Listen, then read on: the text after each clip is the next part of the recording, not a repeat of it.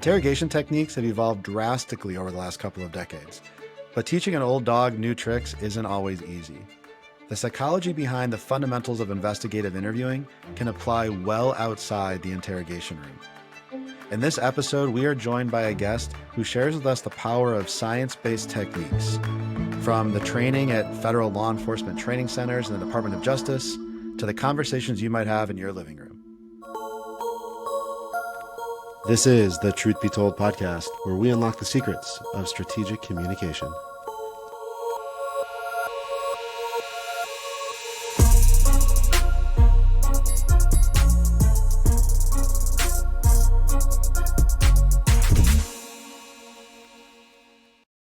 Today we are joined by Mark Anderson, Director of Training with Anderson Investigative Associates. Mark has an impressive career in the field of investigations and interviewing. He's a retired special agent with the U.S. Department of Justice, Office of the Inspector General, and has served as a program manager and instructor at the Federal Law Enforcement Training Center. Mark was also a detailed instructor in the Behavioral Science Division and has instructed courses for a variety of agencies. Mark also spent time with the New York State Police as a forensic chemist and with the FBI as a special agent. Mark also spent some time with the U.S. Nuclear Regulatory Commission. Mark brings years of experience and a passion for continued education to this episode. Let's dive in as we learn how effective communication can improve your credibility and your competence in all aspects of your life. Welcome to this episode of the Truth Be Told podcast. I am your host, Dave Thompson. I am joined by Mark Anderson today. Thanks for hanging out with me virtually today, Mark. Dave, I really appreciate being here. I enjoyed talking to you and love listening to the podcast. And so it's great to be here and have this conversation. Well, I'm excited. Your career has taken you in so many different spaces where you've applied interview, interrogation, communication tactics. And I know when we first connected, a lot of our conversation was on the evolution of stuff, whether it's the psychology behind interviews, communication as a whole, or even just kind of the landscape of that profession. But before we get into any of that, I know our listeners just heard a little bit about your bio and these unique kind of positions you've been in. But I think one of the fundamental differences that we've seen, and you've written about this on LinkedIn, and you can find this on your website too, but changing the purpose of a conversation or an interview or an interrogation away from maybe just confession seeking, but how much impact or powerful it can be even just to get somebody locked into a lie, a complete lie, a story that's just not true, could be even more impactful than a confession. So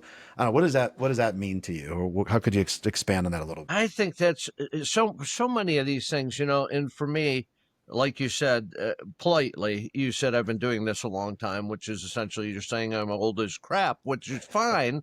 But that means I learned this stuff a long time ago and learned all those old legacy practices. And so much of the stuff I think we're going to talk about today, and I spend 90% of my time talking about, for me, is breaking old habits. I remember when I went into the FBI, I remember I had a firearms instructor that said he would rather have 30 people who never shot a gun in their life than people in the class who'd shot a gun. Because he said, my issue there is I have to break old habits, which is much more difficult than forming new habits. So for a lot of people we're talking to, unless they're up and coming into the field, this is a new arena. We have to break those habits. And what we have to realize in this too, and I've had this discussion a lot lately, is that we're not admitting that we did it wrong. We're admitting that what we were doing is not founded in the science that now exists, which is it's not shame on us. The guy driving the covered wagon, or driving the covered wagon, can't say, I'm sorry, I'm not taking a car. Well, there aren't any cars. Now we have something better. We need to apply that stuff. So a little far afield, but when it comes down to this issue of confession based, that's how I was trained. As you go in the room and you get a confession. I don't recall being trained you go in the room and get the truth. And really what we want is we want the truth. And so much of that truth comes from the whole interaction, which I'm sure we'll cover today. And anybody that does training in this sphere, like you do with WZ or that I do, this stuff is all intermingled. And our ability to get that person talking and get that person comfortable enough to share those things with us is so important. But so often, by asking those right questions, by using some strategic empathy and identifying with the person, we create an environment where that person gives us information, and it may not be toward a confession, but what it is toward is gaining information that clearly indicates that their story is contrary. And I say this in training all the time. It's delta. There's a delta there between what we know from the evidence that we've done and what they're telling us. And that can become so valuable to us in resolving issues, because we have very detailed indications. And when you look at the research, it's pretty clear that juries are very interested in that type of information, even maybe more so than just a confession. When you have this continuing pattern of untruthful behavior that is clearly contradicted by the evidence, I think that's a huge, powerful tool. Yeah, well You, said. And you probably don't even remember the question you asked. no, That I was like an got you. hour ago. Sorry about that. No, well, my goal was to get information, not just a one answer here, a confession. But I think I was going to ask you about the pressure on an investigator, right? You said like early on in your career, and even still today, a lot of people are trained or focused on get a confession versus just get information or get the truth. How do you think that changes, or even for you personally, the amount of pressure put on the investigator based on what the goal is of the conversation? I think there's a huge amount of pressure there, and I think that pressure comes for all sorts of reasons. And you know, I've been uh, critical of leadership in the past, where you have people in leadership positions that don't really understand the mission. They don't understand the science that's going on. They're doing it the way they've always done it, and they haven't invested to understand that that's not the way to do it anymore. They're operating under the pressure from those above them to get those statistics, whatever that means. And so there's a huge amount of pressure on the investigator. And that's why I believe this concept has to be taken in by the entire organization. It can't be just in where I make the difference is dealing with the foot soldiers, the people who are out there doing the work. But that's a huge task if the management doesn't support this. You know, if you have management that says, well, if you can talk to people, you can interview, which is one of the most ignorant things I've heard in the world. And yet I hear, supervisory people in federal law enforcement saying that, which is just bizarre. So there's a huge amount of pressure in that regard. I was actually given a case in one of the jobs I had, and the case was given to me, and it was a significant issue. It was a Patriot Act issue after 9/11, and when I was given the case, I was told, I want you to investigate this, and we're going to prosecute the person. And I said, well, should we do the investigation first or just move right ahead to the prosecution? I mean, that's the type of pressure, and that became a huge issue for me because there was not evidence there to support it, and I was trounced on for having found the wrong answer, I guess. So I think there's a huge amount of pressure, and it's pressure we don't need. We have enough pressure in the interview room as it is. We don't need pressure from those above us or those around us on this issue. Yeah, and I mean, talk about a presumption of guilt, right? I mean, I've dealt with that even in the recent years of a client or somebody wants you to go out and support an investigation. And when you ask, well, what are your goals of the investigation? And when it's, well, we want this person prosecuted or we want this person terminated or convicted, it's like, well, hold on a second. If you already have enough information to make that decision, why are we investigating?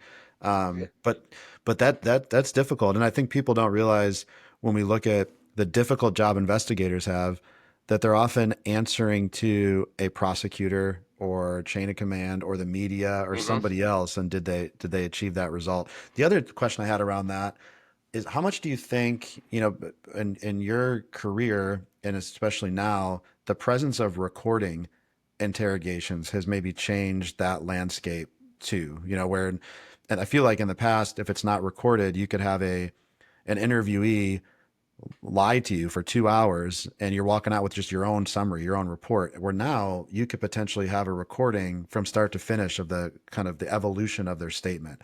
Do you feel like that's impacting the pressure or the focus of the interview? Yeah, I think it absolutely is. And again, I started this business long before recording. And I remember, I mean, all along the way, the kind of response to the concept of recording. I think it does all sorts of things to support, the good interviewing and having that narrative that can be played and you can hear what went on. And if we're conducting ourselves in the way that the science-based product indicates we should, we have nothing to be ashamed of. I don't do anything in an interview room I can't justify to my friends and my family as to what I'm doing. It's a conversation, and I think the story speaks for itself. So I think it becomes a very good tool. Again, that needs to be implemented right in the organization so that you're not doing it haphazardly and actually creating problems for yourself with cases where, well, we're only recording the confession, we're only recording priority cases, we're only recording at this time. You're just creating another obstacle in the administrative or judicial side of resolving cases. Yeah, and I think how we use the recording is also inconsistent, right? When you think about the Yeah. evaluation of an interview, and I'm guilty of this too in the past, before really understanding and embracing the science, I probably failed as a leader many times when I would get a call from an investigator after a case, and my question would be, "Did you get it? Did you get the admission? Okay, you got it. Good job." Mm-hmm. You know, instead of, and that was the evaluation. Instead of, Yeah. let me look and see, did you really develop and maintain rapport? What information did you uncover? Were you compliant with policy and procedure? Were they advised of whatever rights or notifications? And looking at it a little bit more holistically, um, Mm-hmm. I think there's some inconsistency out there. Do you see that when you're out training of, you said you're training foot soldiers, but then they're going back and there's command staff that may not be aware of what you're actually training in today's world. Yeah. Uh, I'm glad you set that up as a question because I have something to say about that one for sure. I think we operate in I've done this my whole career, and I think it's a huge issue. And you really just spoke to it really eloquently, probably much better than I will. We operate in a silo an awful lot, where it's you and your investigation and your interview, and then you put your stuff together and you write your report and you turn your report in, and management looks at it and changes that that's to whiches, and all those very important things, and then the product is dispensed.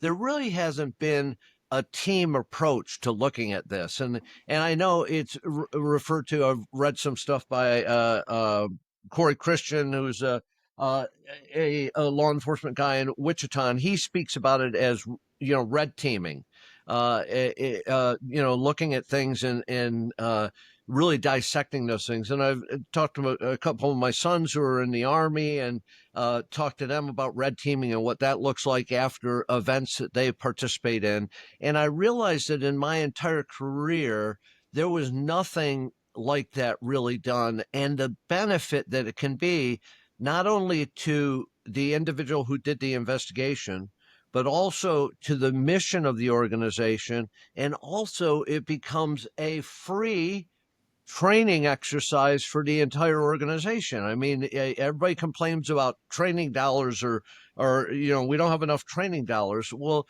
take these cases like you said. Don't have the supervisor come back and say, "Well, did you get an admission?" Sit down and look at the product and then talk it through. What can we do better? What's not in line with science-based practices? Where could we have gone with this questioning? What evidence could we put on the table at a different time in the strategic use of evidence that may have had a greater effect? Could you have shown a little more strategic empathy in this place where you actually dissect what took place, but also make plans for the next step of it? Now you say, well, that's going to take more time. Yeah, it is. But I come back to what's the mission of your organization, and are you really meeting it, or are you checking off boxes to say we've done we did 15 cases. Well, yeah, great. 15 cases that all stink. That's fantastic. How about we do, five that are really, really quality investigations and make it clear that we're a force to be reckoned with when we deal with these things. So sorry if I went on too long about that, Bo, and I know I'm preaching to the choir, but I think that's a huge issue. Yeah, I agree. Well, we got a large choir listening, so I think that's important because, and as you're going through that, I'm thinking we we have listeners in so many different job positions or job tasks, right? Of course, we got law enforcement, we got private sector investigators, employee relations, but then we also have people in sales, that are business professionals, that are parents, that are family members, that have significant others. And I'm thinking about this concept of just an after action review and how much that same Yeah. thing can apply to a sales call that goes sideways or a candidate interview or an escalating customer incident, but having a kind of this after action meeting and evaluation of what did we learn from that experience and how can we be better based on some core principles. And that's the same thing we're talking about here. So I know we'll get to this, but everything that we're talking about just it translates to me to everyday life. Absolutely 100% true. And if we adopt that mindset here or we adopt that mindset somewhere else, if it's a psychologically sound and productive mindset, we should be applying it across the board. And this is one that I'm like, because I look at my career and it never happened. And training doesn't happen as much as it is development doesn't happen. And you and I've talked before that I'm retooling, 90% of my curriculum based on research that I've done in the last 6 months, not my research, researching the researchers in the last 6 months and talking to people like yourself and people all over the place who are not me and identifying my blind spots because I've got them. And I am so thankful for people that have stepped up to make me step back. And there's lots of reasons I ended up where I was, which wasn't where I should be, but I can fix that now. So the input of other people has made me broaden. And I'm not doing it just for entertainment value. I'm doing it because it's broadening my understanding of the field and it's going to make me more effective at what I do. And that's all we're saying about don't you want to do that in every area of your life? Right. Thank God that our medical doctors do that, right? Wouldn't you? I mean, would you go want to have surgery from a doctor who Yeah. graduated 30 years ago and said, I don't care about any research since then. I'm going to still treat you the Yeah. way I did then, prescribe cigarettes for asthma or whatever craziness that they're doing. Right. So, Right. same concept. So I want to talk about the science, and I'd be remiss if I didn't mention this because usually when I talk about science with other investigators and practitioners, we're not scientists. However, you spent some time as a forensic chemist with the New York State Police. And so before we get into the science of interviewing, I'm just curious, what was that role like? And was that a passion of yours at the beginning of your career? Or how did that even happen? I'm one of the most immature people I've ever met in my life. I went to college. My dad was a chemistry teacher, and then he became a high school principal when I was growing up. And I went to college, went to a good school. It was a great experience, but I had no idea what I wanted to do and very little exposure to different stuff. So I got up there, and I actually thought I'd become a dentist because I really liked my orthodontist. And Yeah. I say that to people and they say, "What are you freaking nuts?" So I went to school and I also had not had a lot of freedom. So I took advantage of a lot of freedom at school. And within the first couple of years, I managed to get a GPA that would allow me not to go to dentistry school ever anywhere in the world. So I thought, what am I going to do now? I figured I'd get this chemistry degree.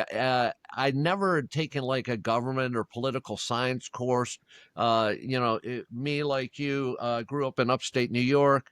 Unlike you, I grew up in a actually very little small town, and there wasn't a lot of opportunities in the school. So I got the chemistry degree, and then I thought, what am I going to do with this? I don't really want to do anything with it. So I applied to 4 different graduate programs because I figured I'll just stay in school until I figure out what I want to do. And I went to the one that gave me the most money. So that's always a good decision. And it was a forensic chemistry program, which to me was kind of fascinating because I actually have always been interested in the law enforcement side of stuff. So I got the master's degree in forensic chemistry, and like you said, went to work for the New York State Police in their lab. And I did that for a couple of years and realized that I could not imagine myself doing that for the rest of my life. I was doing drug chemistry and toxicology, and I thought, I really don't want to do this. So I used my science background because at that point in time, the FBI lab was staffed with all agents that had science backgrounds. So they didn't hire outside. So one of the ways to get into Bureau was through the science program. And I used that to get into the FBI and then spent my whole time in the FBI avoiding getting sent back to the lab because I was sure it was going to be like the New York State Police lab.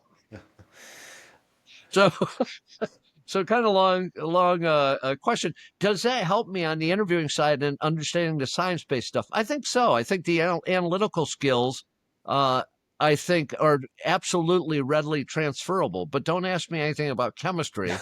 Just had discussion with somebody the other day. They said, you should know this. You're a chemist. I said, I don't remember diddly. We were talking about like organic compounds. I was like, what? You could also answer in any way, and I'd believe it to be true. So I can't qualify your answer. Well, it's what the other kind of, I guess, interesting uh, correlation for me with the forensics. On a recent episode, I was honored to have Chris Meisner, Professor Chris Meisner, and also Professor Haley Cleary on to talk about the recent white paper on police interrogation techniques. And it part of in that paper they talked about how much a confession is weighed by everybody in the courtroom working group and in the investigation, and how it could taint other evidence. And I think I cited on the episode, but in the paper they talk about how even forensic experts, if they knew that there was a confession present in their case, that they had a likelihood to change or have a different opinion on what we think, the lay people to this topic think is like black and white evidence, everything from fingerprints to polygraph results or some kind of forensic report. I don't know if you can go back in your mind from that time in your career to what you know now, but does that make sense to you that you feel like that there would be a bias from a forensic expert based on if a confession was present or not? I think you have to protect against that bias, whether it would be true in every case or not, because that's kind of individually based as to people's proclivity for that. So I know when I worked in the lab, you had no idea what was going on with any case at all. You had the sample, you knew who turned the sample, and you didn't know anything about the case. And, especially drug type stuff. Here's the sample, analyze it and tell me what it is. And then you give that result back, and you don't usually find out about the case until you're possibly, and you might even not know at that point. You know it's probably a drug case, but you would go and testify and still not know the details of it, and that precludes that from happening because then you don't have that. Drugs is different because you're looking at chemical signatures and all the rest. Than what you see maybe in tool marks, firearms, handwriting analysis, things like that. And I think in those regards, I think you want to keep that information away. Give them as much as they need, back to that need to know basis, which in some cases, people get upset about that. But if you think about it, it's really good because it minimizes the possibility of the influence of the bias on the individual. Yeah, I think it's really important for everybody really to take away from that, but for investigators to know it's not always with intent that this happens, right? A lot of these biases are not intentional decisions. Sometimes they are, and there's bad casework out there, but sometimes it's just the presence of something talks like a duck and looks like a duck. It probably is, and that's the problem that investigators have is being able to separate these pieces of evidence, especially confession, because that's just so heavily weighted. But that's what's been Yep. interesting to me as we talked about the science and you've started to talk about how you've researching the research and how you're starting to incorporate that, and you've done that in your career to now embrace evidence-based interviewing. So as we talk about that, I know one of the biggest changes I feel like in that field is this separation from this liar liar pants on fire, Yep. somebody scratches their beard and they're a liar concept, where historically, as we both probably taught and used this concept of, all right, somebody looks to the left and to the right, and if they sneeze 3 times and if they cross their arms, that indicative of truthful or untruthful behavior. And now we know that's simply not true. But what was that like undertaking like for you, for maybe something you were probably familiar with in your career and then had to learn maybe that's not the right way to measure credibility? Uh, it's really an awakening. I think it's one thing to learn it and use it. It's another to move into the sphere of teaching it, and then to come to a recognition of that which I've been. If I do it to myself, that's my own tough luck. When I proclaim it to others, I feel a sense of uh, betrayal to a certain extent, that I have betrayed them. I didn't know any better, but is that an excuse for it? I don't think it's an excuse for it. And so the process of fixing that stuff it is stressful at times. It's kind of like, how many people did I tell this, and now how do I fix this? We can make that change to the curriculum where we don't do it from that point forward, but I want to fix it from, and I'm not sure you can always do it from the past.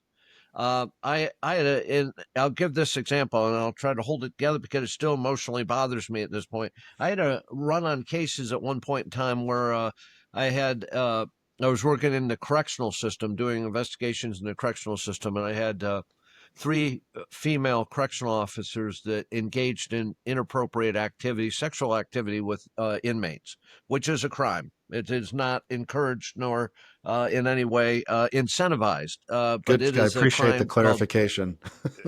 Just wanted to clarify, just Yeah, in case sure. anybody was Very good. confused. Yeah. It was sexual abuse of a ward, is what the crime is, and those were very interesting uh, interviews because, well, number one, there's a really interesting prosecutorial issue with regard to those type of cases, and the sexist prosecution of those, if it's a male versus a female. Very fascinating statistics on that. But I know in order to affect a prosecution in those cases, I need to have a confession. I need to have a signed statement. I need something that this individual indicates that that's true. And so those interviews were sometimes very long and had to go into excruciating detail because that's a tough thing to admit to. That's number one, I'm a guy. In one of those interviews, it was myself and nine other males in the room, which, we talk about how people end up in interview rooms and how you can or can't control it. So what do you do to your environment? So in these cases, what I found that I was doing was, when we moved into this arena, we were talking about the sexual stuff, and what came out in these three cases, and it was, so you don't, it was verified in pre-sentence reports done by probation after the interviews, because you don't know if the person's hoodwinking you or not. What came out in the interview was that these three women had been sexually abused by a family member or a close associate of the family during their formative years, in their teenage years. These women were all in their 30s, mid 30s. And when that stuff came out in the interview room, and I worked one sex crime that was taken away from me in the 80s because the boss said, we want to prosecute this guy, not kill him. So I guess that's why it was taken away from me. So I don't have a lot of tolerance in that arena. That's one arena where strategic empathy evades me at times. So in these particular cases, when this stuff came on the table, and obviously a huge thing for these people to admit. For a matter of fact, they never admitted it to anybody until they admitted it to me. And there's all sorts of psychological reasons why that happens in the interview room, which has to do with that whole compressed atmosphere and attitude that's going on there. They admitted to me, and I found myself, when they started talking about it, I was looking more at my notes and writing notes, and I took away eye contact. And why did I do that? I did that because I was uncomfortable, and I allowed my, those biases and that stuff that creeps in from our past to interfere, and I took my eyes off of them. And I didn't realize it in the first interview, because I had like three of these in like a 6-month period. Second interview, I realized it. I stopped the interview. I apologized. I didn't do it in the third interview. The first interviewee, I went back and found her to apologize to her, because there's nothing more damaging I could have done in that situation than to create that. Because at that point in time, the criminal charge to me was irrelevant. I couldn't care less about it. What I knew was that these women had led half of their adult life under the pain and torture of having been submitted to that during their formative years. And on the federal side, fortunately, if I capture that in a signed statement or in a confession, they're going to get, pretrial, they're going to get services, psychological services, to help deal with this and be able to move on with their life, which is really what needed to happen. So I think it's really important. We're really far afield from where we were talking, but I think it's really important to try to fix some of this that we've done. And that's why I've become much more of a proponent of putting this stuff out there, trying to get the blogs into the hands of people, trying to go back and see people I've done training with before and say, hey, look, we need to change where we are here. We need to head in a new direction. And I use myself as an example because I was doing it wrong, and you can teach an old dog new tricks, because this limping mud over here, if I can learn it, you can too. So long answer to a short question. I hope that I didn't go too far afield. No, I think it's perfect. And I took a couple notes actually, because as you were saying that, as that relates to this behavioral piece, there's two important things I think I took away from that. One is how much our behavior can impact Oh, somebody else's behavior, right? I mean, I'm thinking if you're talking, if I'm sharing something with you that's embarrassing, vulnerable, whether I'm a suspect, victim, witness, whatever, and you stop looking at me, or then I feel like, well, maybe you're embarrassed we're talking about this, so maybe I stop looking at you, or maybe I cross my arms, or maybe I give less details. It's possible then you interpret that as now I'm being deceptive or defensive or yep, resistant, but it's directly related to what you did to me first. yep. And I It's think, absolutely, I think we really underestimate that, because I think there's a lot of people go into that room with this concept that I'm wearing the white hat, and they're wearing the black hat, and we're only concerned with what they're doing. Man, I need to be very concerned with what I'm doing, and I think we're going to talk about this, and we kind of have already. This is across the board in our lives. It's across the board in our lives. I mean, so many of these stories, when I say them, I say, hey, if any of you have a significant other and you haven't figured this crap out, you're creating a much harder path in your life than you should have. We right. need to figure this stuff out. We have a huge impact by what we do. Yeah, absolutely. Me taking my eyes off of them and putting myself into my notes was telling them what you have to say isn't important, or I don't believe you, or I don't care. It, I mean, if that's our go-to because we haven't thought about how we're going to respond to this in an appropriate way, shame on us. I mean, maybe we should go get a job doing something else. I'm Yeah. not sure. But you're taking a lot of ownership of that, but it's human nature, right? I mean, it's simple thing. You could even be on nowadays we've got so many Zoom and Teams interviews and job interviews, sales pitches, all these kind of conversations. And a lot of people, myself included, if I'm in my office downstairs, I got two monitors and my camera's in a different spot than where I might be looking. And so to the other person, they don't, am I looking at some distraction that's in my house? Am I listening to somebody else? Or am I actually making eye contact with them, but it doesn't look like it? And so there's all these subtle behavioral things that people respond to. We misclassify it and we leave with this perception of somebody that's just completely inaccurate. Yeah, The other, absolutely. I said there were two things from that story that stuck. One was that. The other was the presence of trauma and how much that impacts, Oh, memory recall, emotional, inconsistencies maybe from what we expect somebody to respond like.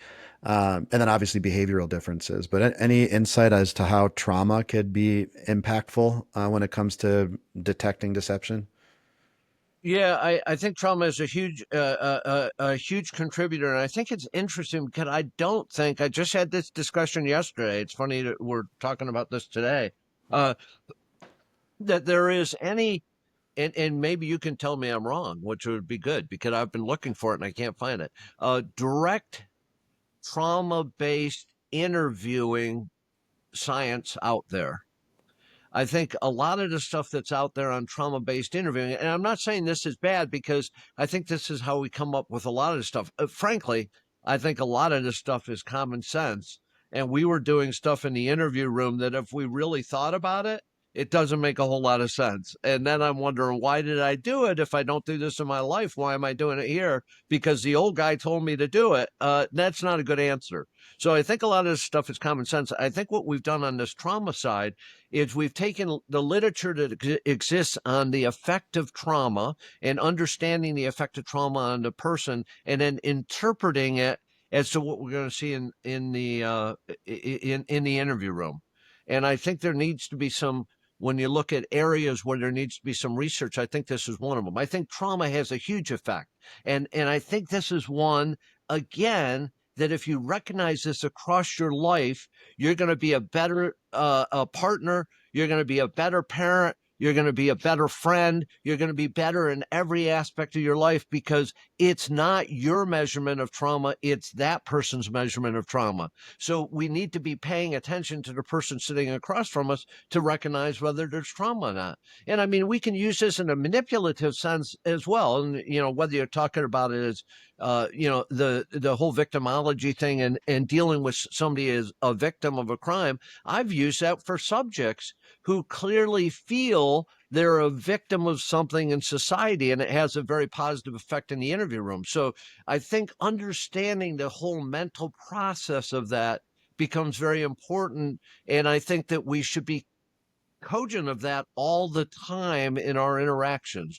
I think there's too many people that ask how you're doing, and the person says not really good, and they say, okay, good, I hope you have a great day.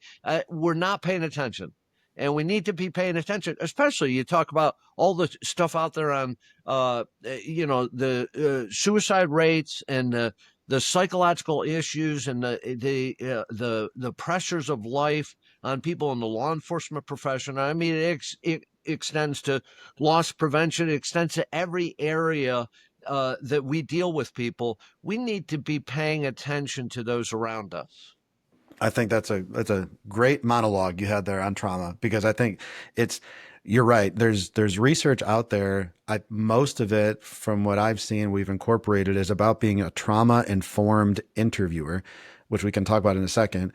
What I do know is in the process, and there's been some research, is taking the cognitive interview but applying trauma informed mindset to the cognitive interview technique. And not to get too in the weeds, because some of our listeners, this may be beyond what they're aware of, even for the cognitive, but it's about creating more space for the person to take their time to answer a question, recreate the context of what happened, try not to contaminate the accuracy of their information, and the tactics that we're using allow somebody, for example, if something happened traumatic to you on Saturday, instead of asking you in a structured way, tell me everything from the beginning to the end, instead asking more questions about, hey, tell me about your experience, right? And allowing the person to pick and choose what's most powerful or memorable to them.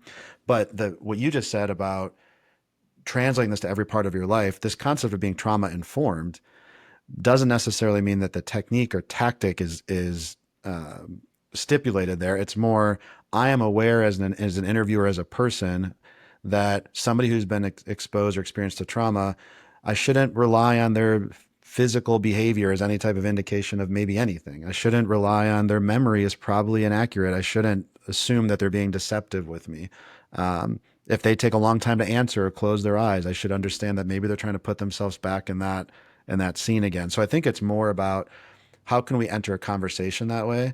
And so my question to you with all of that is, and you've hit this about translating to every part of our life, but maybe what's wrong with approaching every conversation with a trauma informed mindset? I don't think there's a thing wrong with it. I think I think with any of this stuff, you phrase stuff so well. That's why I enjoy your podcast so well, because it challenges me to think differently at times. I think. Uh, I don't think there's anything wrong with it. I would highly recommend it, and I say this in all the training I do. The more of this stuff that we make habitual behavior, the less question there is about the way we're doing it. we can provide justification. We can provide answers very clearly. There's a rule in the federal rules of criminal procedure talking about habitual behavior and how it really makes things less cross-examinable. I learned that in the forensic realm. Well, how did you do this test? Well, this is the way I did the test. Well, how do you know you did it that way? Could I do the same test? And I've tested this substance thousands of times. It takes away the cross-examination rule. So when I talk about this stuff applying in life, the more of this stuff we make habitual behavior because we know it's good, because there's science to back up the fact that it's good. Number one, not only do we do it more effectively because that's what we're using all the time. And I say the same thing with how we ask questions. Don't have your at home questioning and your at work questioning because you're not being the bad cop at work and the good cop at home. Just be who you are and be consistent with it. So the more of this stuff we make consistent across our lives, the more we build something else that you and I think are going to talk about, is the whole issue of credibility and competence and confidence in who we are, how we come across, because there isn't like this Jekyll and Hyde. This is what I get. This is who he is. And if we're using those good principles, we can be more assured of the results we get across the board. Yeah, I agree. And I'll say this again at the end. I'll make sure in the show notes, we're going to link, Mark's training firm, and also highly recommend to connect with Mark on LinkedIn, because a lot of these topics that you're mentioning, you write about. And I know you're really interactive and engaging on posts too. So I recommend people want to learn more about this to connect with you. One of the things that you were just talking about, of this kind of, does it make sense, right? Is it common sense? And you were saying, well, why are we doing it this way? And the first thing that stuck out to me was this concept of just listening. And there was a group of detectives I got the chance to meet in Vegas. And I've talked about this on a couple episodes, but they were doing interviews of gang members in prison, and their whole goal was to just get information. And the feedback they gave after their training was the one thing they were most guilty of was interrupting people when they asked them questions, right? They'd ask a question and then they would stop somebody halfway through because they didn't like it or whatever. And they said, how that's the opposite, right? My common sense says, let somebody talk when my goal is to get the information. And they were doing the exact opposite of it. But one of my favorite episodes, I love all of my guests, of course, but Matt Halloran was on, and the title of the episode was "Shut the F Up and Listen," which was just so impactful. But I'm just wondering how much does that, I guess, resonate with your career experience and what you're seeing out in the field of just being a better listener? Well, I'm gonna also suck here up here by saying you just had on Heather DeSiena. Is that how you Yep. pronounce it? Yep. On April 30th, and you talked about listening.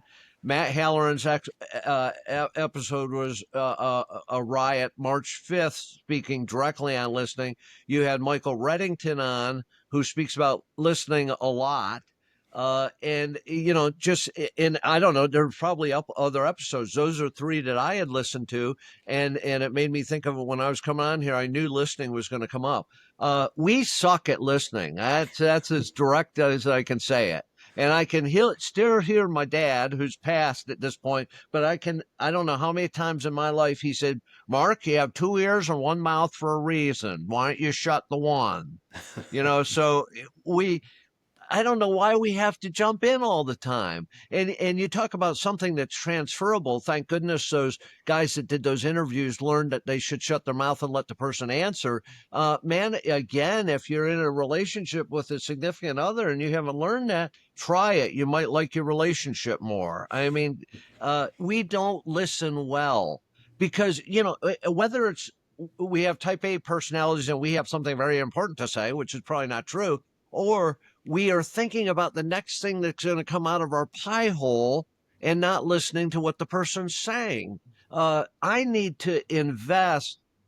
I want to be a good listener, and I need to invest in that. I also know that I cannot multitask. If I was chewing gum while doing this podcast, I would likely choke. So I'm not going to do it. And the same thing goes for the whole listening thing. I can't be talking if I claim that I'm listening. And I think we miss so much in interviews, either by not hearing what they said or by interrupting them with either our thoughts or our words as we think of what's going to come out of our mouth next. And we aren't picking up the intricacies of what they're doing. When I'm talking listening, I'm talking listening with all my senses. I want to be looking at you. I want to be listening to you. I want to feel what you're feeling at that point in time. And that takes effort. I can't be thinking of questions. I can't be thinking about what I'm going to have for lunch. And does that mean the interview is going to take a little bit longer? Yes, it does. I get asked that all the time. How long is a good interview? A good interview is over when you've gotten all the information, and that's the end of it. I'm not putting a time frame on that. So I mean, that's kind of my. Not that I have an opinion on listening, but that's it. I agree with your opinion. I think, and that's again natural for a lot of people are just, some people interrupt more than others, but it's not even, I like what you said. It's not even the verbal interruption. It's, mentally, are you somewhere else at that time? Are you Yep. thinking of your next question? Um, and I'm sure people have that every day at work, on conference calls, on whatever. They're thinking about something else. It's like, how much are you really leaning in? And then to think afterwards, the whole goal of that interaction with somebody was to get as many details as possible. They probably gave some to you that you didn't even hear. And, Yeah, absolutely.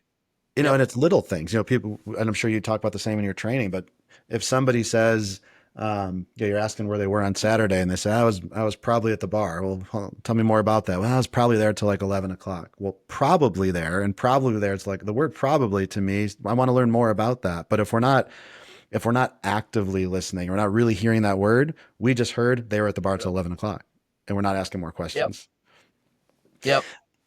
For me, Yep. listening is easier when you strategize better, when you prepare better. And that was kind of my next question. Is I think sometimes I don't over preparing is not a bad thing. I don't want overly scripted is what I prefer people stay away from. But I don't know what your thoughts are on that, and how does effective strategy and preparation set you up for a better interview? It's incredible. You're like hitting all the the little like all my funny bones on this one talking about this. Uh I go back to something, and it's probably a quote you've heard. Dwight Eisenhower said, "Plans are useless, but planning is indispensable." And a lot of times I bring up this issue of planning, and people say, "Yeah, you get in the interview room and it's out the window in the first 10 minutes." Yeah, often it is. But the planning that you've done allows you to adjust and adapt and figure out where do I go next, even if it doesn't go exactly the way that we think it should. There's some research out there that says interviews in the this was done between Western Europe and the United States in the white collar crime sort of administrative personnel type interviews, so not reactive crimes. Less than 1 in 10 interviews have adequate planning associated with them, which is just dismal, just dismal. And I think that causes a lot of problems in the interview room because number one, we're not ready to adjust and adapt. Number two, we run out of the concept of where we need to go, so we give up. I think the planning, and I was just had a discussion the other day. I'm sure some people that are listeners here are aware of the strategic use of evidence technique and what that is and the research associated with it. But to me, one of the biggest benefits of that technique is you can't do it if you haven't planned. So even if I mean, I think it's a fantastic technique, but I think the forced planning associated with it impacts the entire interview even greater than the Sue technique because it forces you into that box of doing the planning and preparation. I think we need to spend a lot more time on planning and preparation. I'm not talking about just the crime that's taking place, but how much time have you taken to get to know Dave before you sit down with Dave? What can I do to understand Dave better? What do I know about him that would allow me to create rapport with him? What do I know other people say about Dave? The more of that stuff I know when I walk into the room, it's putting me on the path farther down than where I'm going to start if I walk in there blindly. And it's going to give me those alternatives to bob and weave as I need to if he wants to take me somewhere else in the conversation. Yeah, I like that too, because planning is not scripting. planning is planning No. for contingency planning. I mean, that's what you just, Right. that's why, yeah, maybe it goes out the window in 10 minutes, but you haven't lost sight of what are my objectives? What are the other things I want to explore? How am I going to react to that? That's part of the plan. Right. That absolutely is. And yeah, as to your issue of scripting, I don't want to script it out because number one, if I start scripting stuff out, now I've interfered with the credibility and competence issue because you don't look, if you're reading stuff off of a piece of paper, unless it's a technical, there's exceptions to all these rules. There's nothing that's across the board here. Yeah. But if you're reading off of a piece of paper, that interferes with that credibility and confidence. You got to appear that this is real. And again, you make this true in every area of your life, it's going to appear more that way.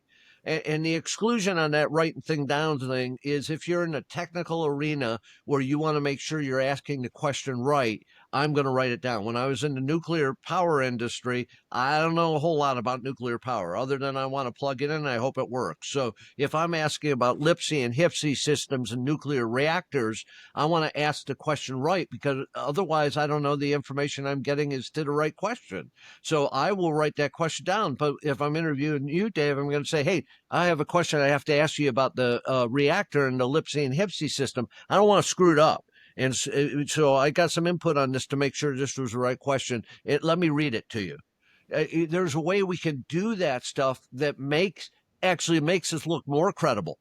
Yeah. Even though it's in fact admitting a weakness, it actually makes me look more credible because I've done the appropriate planning and preparation. Right. Well, and approaching it with and being humble and humanizing yourself there and giving them the perception that they're in charge of the conversation is actually going to continue the conversation in an adaptive mindset, right? They're going to keep talking and communicating. I think the script thing that we just talked about, part of the reason that sticks with me is I've had the opportunity to be a guest on podcasts where I've been given a script. Here's the 15 questions in a row we're going to ask you. And as the interviewee in that situation, I feel like I have to end my answer. I can't elaborate. It's not going to go into a natural conversation. I have to think about what's the next several questions. And as you know, even for us talking today, for these, I just want, what are our objectives? What does the guest bring to the table from their experience? And we'll kind of weave the conversation as it feels natural. And I think that same thing is made for effective interviews, right? Investigations. Allow it to just be natural. Otherwise, you're conditioning the interviewee to shut up because they feel like you're just going to ask the next question on your list anyway. And we do that an awful lot of the time. And by asking questions that way, by not listening effectively, by not asking follow-up questions, we're basically saying we're interested in what we're interested or we're not interested in what you have to say. Right. And that's a huge problem. Right. Or we already anticipate what you're going to say, so I've already moved on from your answer, regardless of it. Yeah. Yeah. the Even though the I have 30% of the story. We're going to right. move on. Right. Yeah. Right. You're the Yeah. whole reason we're having the conversation, but I'm just going to Right. answer it myself. Yeah. Um, and you mentioned a couple of these because, like, I talked about your forensic chemist background. You were working at the regulatory agency. You've done. I mean, people heard a little bit of your bio before, and again, I recommend they learn more about you on your website. But you've held some positions and trained. I can't even imagine how many thousands of people in your career in all these different, both criminal, administrative, regulatory type positions. And so, we've talked a lot today about science impacting interviewing and communication, but I'm just a kind of open-ended question about how much you feel like that's translated to all of these different types of cases or job tasks, regardless if this is a homicide interrogation or an auditor looking at nuclear transportation of some sort. I deal with that all the time, Dave. And if you have some magic to help me with that, I would be glad to hear it. It's amazing how everybody they want some to be like niche specific. And in this case, it's not niche specific.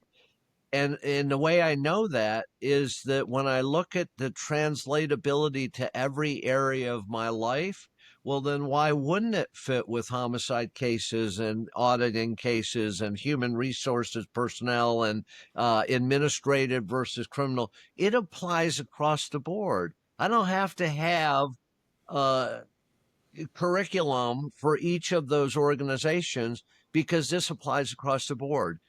Because you know what else applies across the board? Common sense, although it's not that common. We also know that good communication skills. We know that we're all interacting with humans. And so this stuff is science based, based on the fact that we see this applicability across the board. And we talk about doing it, you know, it's not like the old days. We talk about doing it with soft language. We talk about doing it with strategic empathy. We talk about, you know what? We treat others the way we want to be treated. Oh my goodness, that's an ancient concept. It's just across the board. But to convince people that, you know, it's like, well, that word isn't a word we use. Well, get over it. Figure out what word you use. I'll use it. You want me to use a different word? I'll use a different word. I just don't think we can downplay the significance of this material, no matter what our mission is. Yeah, that's what I've been humbled to the different guests we've had on the podcast, because it's really, I've learned from journalists and psychologists. We had Don Beebe, a former an NFL player. We've had people from so many different backgrounds, but there's the same common thing. I mean, you listed a few episodes, we talked about listening, but even asking better questions, being prepared, all of these things apply in all these different job roles. And those conversations are the ones that I'm just um, most, I don't know, entertained by, most enlightened by, is when people can easily translate, hey, I I do sales for a living, and everything you talk about relates directly to my everyday. And it's really neat how we can see communication just impact all over the place. The one foundation to all of this, and you mentioned this a couple times earlier, and you have a video on your website that I think is really, actually, I don't know if last time you watched it, so don't worry, it's a good video. But you talk about credibility and competence of the interviewer, and you Yeah, mentioned this earlier. And I think this is just yeah. a good place to kind of have a foundation to wrap our conversation up. And you talked about how one of the main reasons that people maybe confess or give information is based on their perception of the credibility of the investigation and the interviewer. So I'll let you expand on what does that mean, and how do I come across more credible without being authoritative? Yeah. Uh, Let me say this about that before I go there, or I'll forget that I wanted to say this. When this episode comes out, listen to this episode and then listen to the episode that Dave did with Don Beebe. Totally different arenas that we're operating in, and yet the similarity in the communications in those cases, because I listened to that whole episode a couple times, because I was just interested in it. The similarities that you're going to draw from that is going to kind of drive home this concept of this being across the board, that the applicability is across the board. The applicability has influenced the way that he's conducted his life. It's influenced the way that I've conducted my life. So just kind of fun. When you were talking about that, I was thinking of that illustration, and it's really good. And that's a Credibility. subtle Sorry. go Bills from Mark too. I think that's what I just heard was Yeah. was a little support of the Buffalo Bills Well, football care. I am an upstate New Yorker like you are, and actually went to Bills games in Memorial Stadium many times, which shows how old I am. We went in a covered wagon from my house up to the Bills Stadium. Don Beebe was somebody who I was familiar with. Don't know Perfect. anything about him, but you introduced him to me. So Yeah. yeah, there it is, a little plug. My Yeah. dad's favorite team was the Bills, so I will hand Perfect. that up. Uh, Credibility and confidence in the way that we come across is so incredibly important. And please, you did not hear me say arrogance. I did not say attitude. I'm talking about being clear in who you are. Now, have I always done this right? Oh my God, anything that I'm talking about today, I have screwed it up like Hogan's goat. I guarantee it. And I'm old and figured it out. I talk about lying all the time, and I said, you know what? I figured out I'm not lying ever again because I can't keep track of my own lies. There's not enough ginkgo biloba in the world to help me keep track of my false statements. So life has gotten much easier by just being truthful. And part of that truthfulness is associated with this credibility and competence and confidence as well. Is I want you to see me as I am. I come with a whole bunch of scar marks and tattoos. I've been run over by many buses, and I will talk about those things because it's who I am. It's where I am. It's who I am, and I don't have anything to be ashamed of in that. When I recognize that and I look honestly at myself in the mirror, I can become much less judgmental of others. I have made mistakes. I've made bad choices, and I can understand how other people do the same thing. And I think we have to come across in a very credible and confident way. Just be who you are. I think I wrote in another blog recently, or else I said it on another podcast or something. You got to know who you are. You're not going to do interviewing well if you don't know who you are. Well, I know who I am. Do you know who you are? Do you put on some sort of pretense when you walk into the interview room because you're fulfilling a role that you saw on TV, or that somebody that was your supervisor did once before, or are you being who you are? Uh, that's another across the board life skill that will take incredible pressure off of you when you come to the place where you're like, hey, this is me, and go with it. I love that. Sincerity breeds credibility. That's what I got out of that. I mean, I think that's some fantastic. Absolutely. And I say this all the time. Think about people in your own life. Do you have any people who are not credible in your own life? Usually, you don't have to look beyond your own family members, but do you have people that have lied to you or misrepresented to you? How much do you share with that person in the future? If you're still sharing with that person at the same rate before they did that, you need to probably see somebody about that. And I'm not talking a dentist. I'm talking about, up a little higher there. We don't do that. Once that person has moved in, and it gets worse with age, I'm just telling you, Dave, at this point, you do that to me, you're out of my life. I don't have the room for it anymore. I don't have the wavelength for it. So we cut those people out. Why do we think if we do that in the interview room, we don't get cut out? Why do we think that we identify ourselves with liars by lying in the interview room, that the person figures it out and they're going to tell us the truth?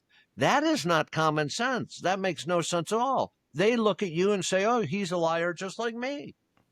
Why am I going to tell him the truth? So just be who you are and be real about it. Have a little, number one, I don't think we have enough curiosity. But the other C that goes along with this is I don't think we have enough care. I think we have a hard time saying I could see myself here. And there's very, very few things where I can't look at and say, I understand how they got here. A lot of times, if you talk about it, and I talk about it with the guys, I mean, all the time in prison, we would get into, just end up laughing about it. Why did a guy from Miami who was a bank robber. And I said to him in the interview, I said, why didn't you do drugs? There's so much more money in drugs than bank robberies. And he said, and he made me laugh. He said, all the guys on my block did bank robberies. The guys 2 blocks over were the drug guys. I said, did you think about moving or commuting? I mean, we just have to be real about this stuff, because even the bad guys laugh about it, because we just make bad choices in life. And if you I don't know. We just have to look and be real about that stuff. And I I will think stop at this those are point. powerful takeaways because we get. I'm sure you get this question too. We get a lot asked a lot in training, especially young investigators. And I also get asked this a lot by female investigators, and they ask about credibility if they're in a male dominated field or profession, or from an age standpoint, the same. And I give it whatever advice I can in my capacity, but credibility is not based off of coming in with this authoritative, I'm better than you, I'm older than you, I'm stronger than you, I'm bigger than you.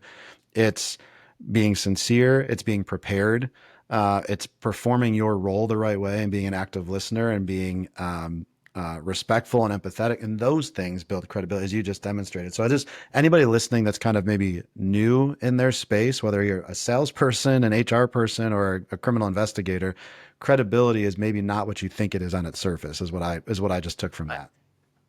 They need to download what you just said, that last paragraph that you just said, and listen to that over and over, because you hit on every aspect of it. I mean, I was sitting there thinking, wow, I should think whether I can add anything to this. No, there's nothing I can add to it. That was dead Well, on, so to be accurate and fair, so I added to fantastic. you. To be fair, you set the foundation of all of that. I was just, that was my Yeah, takeaway. but I was rambling like a whack job here. You kind of brought you encapsulated that thing. Well, speaking of encapsulating, this has been a great conversation. I mean, I could talk to you for hours about this stuff, and I know a lot of people like Yeah. listen to you for hours when you do training. So this is what I want to kind of wrap up with is I've said it a couple times, but Okay. I strongly encourage connect with Mark. If you're driving right now, don't do it. Wait until afterwards. But we'll put his LinkedIn. We'll tag it in the show notes, and his website. And I know you go out and do training and other consulting and investigative work. So I encourage people to connect with you. You're definitely one of the good ones, spreading the good word with incredible experience, and you have a great way of sharing that. But I want to give you the platform to kind of wrap us up with maybe one last takeaway truth about communication or interviewing, and how people can be better off after listening to this episode. Yeah, and I realize in speaking here today, I've made some criticisms about the industry and about where we're at and where we've been and all the rest. Man, there was nothing that I would do differently as far as getting into this field where you are doing interviewing. I mean, there was a lot of times where some of the admin stuff wasn't that important, but I don't think there's anything more challenging than go into an interview room, conduct an interview, and get the truth out of that interview. I don't think there's anything more challenging or could be more rewarding in that regard. It's a new adventure every day. Huge proponent for the field, and my whole thing in the training arena is to make you more competent and confident when you go in the room, because that will change the whole impact of it. I did some training for a local police department, and the chief called me about a year later, and he said, I just can't believe the difference in my officers. I said, well, was it my outstanding training? He said, no. I said, was it my outstanding personality? He said, no. I said, well, I'm done with this list. What was it? And he says, my guys won't leave the room anymore. He says, they have the confidence and the competence to stay in the room and keep the conversation going.